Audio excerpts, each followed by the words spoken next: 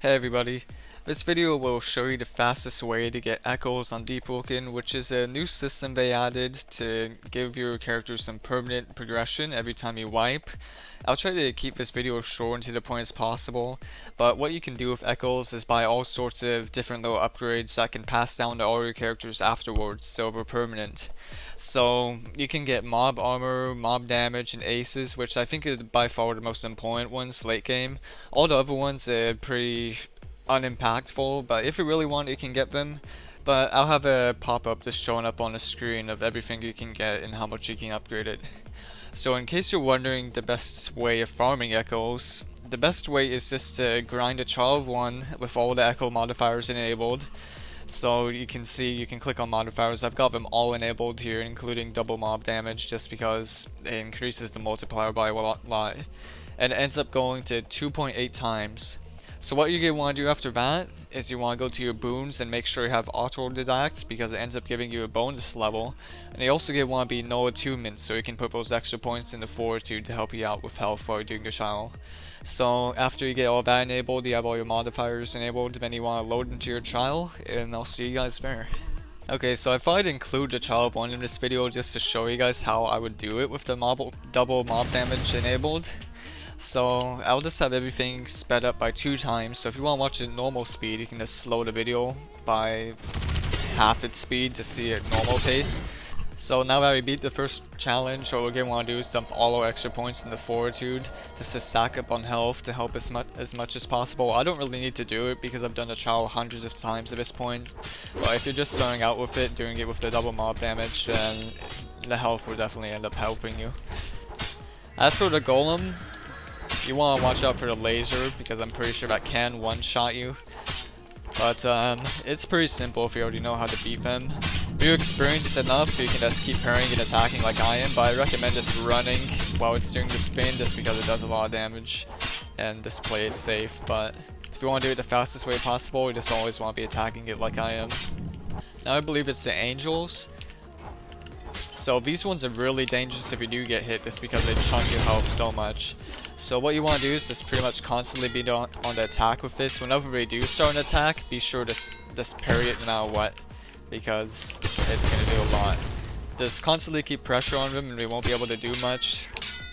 The few times they do attack, just make sure to parry it, and your goal is just to posture break them and kill them eventually. They really don't have that much health, they just do a lot of damage. So as you can see, it's really not that difficult, just make sure to stay on the offensive, and that's the angels done right there.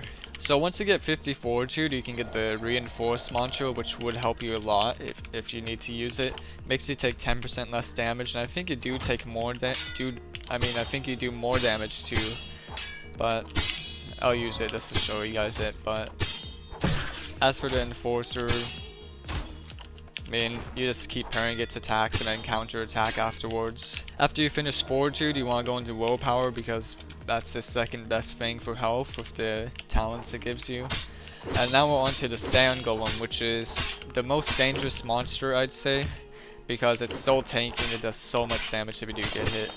So the main thing you have to worry about with this is anytime it does a single attack, it's usually going to follow up with a kick or the gravel punch thing, which will follow up with a kick usually too.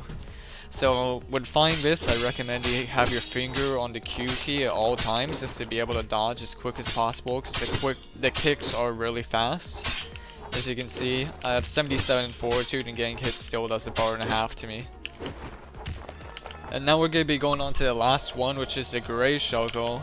You want to start this out by immediately parrying the orbs that come to you. And you want to focus on parrying the orbs more than anything else.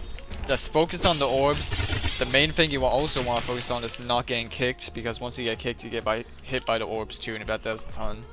So as you can see, it's super weak. All you gotta do is attack it a few times and you win. Just always be focusing on the orbs. If you get hit by the Shulker's normal attacks, it's pretty much okay. Just focus on the orbs. Okay, so I had to cut the video since it took absolute ages to load in, but once you're out here, you just want to let the ministry guys kill you. You can just combat log the second they hit you just to make it a little faster, but just for more clarity, I'll show them killing me.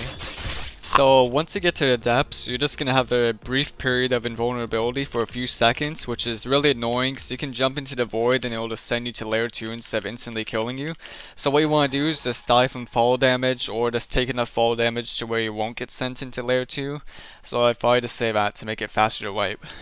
So after going through all that, you end up wiping in fragments and getting a total of 14 echoes. The whole process takes around 10 to 12 minutes per wipe, and although this is the fastest method, at least that I know of, it'll still take a long time to max out whatever upgrades you're aiming for. It's really up to you whether or not you think the effort is worth it for the little upgrades you get, but I hope this video helps, and like and subscribe please, as I'm really wanting to make more videos like this to help people out in the future.